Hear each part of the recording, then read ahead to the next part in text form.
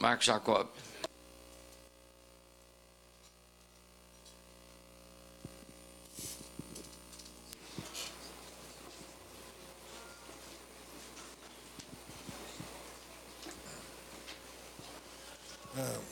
Bom dia a todos. Quero agradecer à Câmara dos Deputados e cumprimentar o nobre deputado Carlos Mérez pela iniciativa, tá certo? E estendo o cumprimento a todos. A falta de protagonismo do Brasil no café, ou melhor, ele é protagonista por prejudicar o mundo inteiro. A declaração que saiu do Fórum da Colômbia há um mês atrás é uma das coisas mais marcantes que tem. Eu vou ler aqui o início da declaração, tá certo? A rentabilidade do cultivo de café em muitos países produtores apresenta uma situação crítica, passando inclusive por períodos de rentabilidade negativa, devido a diversos fatores como o menor preço internacional do grão, que diminui de maneira dramática os termos de intercâmbio do café, isto é, a capacidade aquisitiva do cafeicultor, a baixa produtividade agronômica e o aumento de custos de produção associados ao câmbio climático e à variabilidade climática e ao aumento do valor da mão de obra para as tarefas com a colheita. A perda de rentabilidade traduz-se em que uma porcentagem importante de produtores de café do mundo se encontrem na pobreza, com privações na sua qualidade de vida, moradia e conexão aos serviços públicos, o atraso e a baixa assistência educativa, baixo acesso ao sistema de saúde e redução na capacidade de reinvestimento dos seus cultivos. Então, o que está acontecendo? O Brasil, como o maior protagonista de café, sendo que de cada 3 xícaras que se bebe no mundo, uma xícara é proveniente do Brasil, hoje praticamente não se pratica política pública para a cafeicultura. Apesar de ter leis, essa casa aqui, respeitosamente, já fez leis inteligentes e as leis existem para proteger a cafeicultura, porém não são cumpridas. Agora eu pergunto, por que esse interesse em não cumprir as leis? A quem traz esse benefício?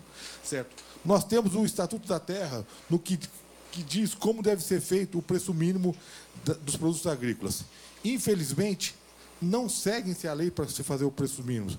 Absurdamente, hoje o preço mínimo de café é feito apenas pelo custo variável. Não leva em conta o custo fixo e não leva em conta os 30% que está determinado na lei.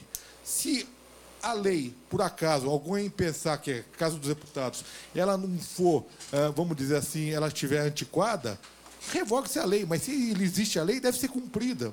Outra coisa, o Brasil é signatário do Acordo Mundial de Café, da Organização Internacional do Café. O que diz esse acordo? Incentivar os membros a desenvolver um setor cafeeiro sustentável em termos econômicos e sociais e ambientais. Artigo 37. Os membros deverão considerar a melhoria dos padrões de vida e condições de trabalho das populações que se dedicam ao setor cafeeiro, de forma compatível com seu nível de desenvolvimento, tendo em conta princípios internacionalmente reconhecidos e normas aplicáveis com respeito a essas questões. Então, nós temos já várias leis que regulam a questão do café, mas o que nós precisamos fazer é cumprir essas leis. Entendo a posição, muitas vezes, do secretário, que há questões orçamentárias que não permitem. Muito bem. Já que nós temos problemas orçamentários, certo, que não permite cumprir a legislação, vamos agir inteligentemente. Hoje nós temos 380 bilhões de dólares em reservas internacionais financiando o governo americano, o Tesouro Americano, a taxa de juros de menos de 1% ao ano.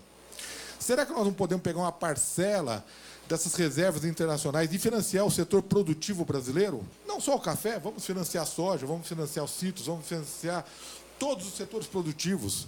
Vamos agir com inteligência. São 380 bilhões de dólares. E acredito que desses 380 bilhões de dólares foram gerados pela agricultura, esse superávit. Então, eu peço a inteligência dessa casa para se criar inicialmente o Fundo Soberano de Café do Brasil, com uma parcela de 1%, estou falando 1%, são 3 bilhões e 800 milhões de dólares, certo? E esse Fundo Soberano comprar o café, fazer o estoque que também existe em lei. O estoque regulador estratégico, já existe lei que diz que é necessário fazer. Então, eu acho que a gente tem que agir com inteligência, modernizar, certo? temos que pegar essa montanha de dinheiro que está lá e financiar o setor produtivo brasileiro, não financiar o Tesouro Americano. E vai sobrar dinheiro até para financiar o Tesouro Americano. Que eu estou falando uma parcela para o café de 1%. E não é fundo perdido, é financiamento. Ele vai comprar, por exemplo, o Tesouro Brasileiro, ou melhor, o fundo, as reservas internacionais brasileiras têm 2 bilhões e 700 milhões de dólares em ouro. Por que não pode ter o mesmo tanto em café?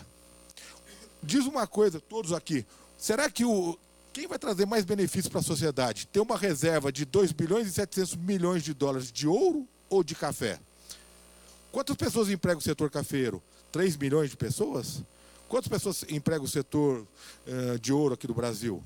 Apesar que pode se fazer, é tanto dinheiro nas reservas internacionais, que se pode manter as reservas de ouro, pode se manter estoques de café, pode-se investir em logística para a soja, pode-se investir em várias coisas. Então, nós temos que aproveitar esses recursos para financiar o setor produtivo, agir com inteligência. Então, eu propus isso ao CDPC. Infelizmente, o CDPC é um pouco estático, tá certo? Eu acho que deveríamos talvez criar a Câmara Setorial de Café para ser um pouco mais dinâmica. Propus isso ao secretário de Política Agrícola, o senhor Nery Geller, há 10 dias atrás, com essa sugestão. Então, eu peço aos senhores deputados que existe já uma legislação, certo? Vamos cumprir a legislação e vamos agir inteligentemente em busca de recursos para cumprir a legislação. E eu proponho que esse debate sobre o uso das reservas internacionais seja desenvolvido com as pessoas, porque há 35 anos atrás, a cotação de café no mercado internacional era $1,20, $1,40, quando regiu o Acordo Internacional do Café. Hoje, se fosse corrigir pela inflação americana, a cotação deveria ser $3,50 por libra-peso. Marcos, para encerrar, por favor. Hoje é $1,30. Nós estamos 30% do valor real que se fosse. Então, é um absurdo que isso acontece. Devemos proteger a cafeicultura brasileira. Obrigado. E mundial. Muito obrigado, Marcos. Eu vou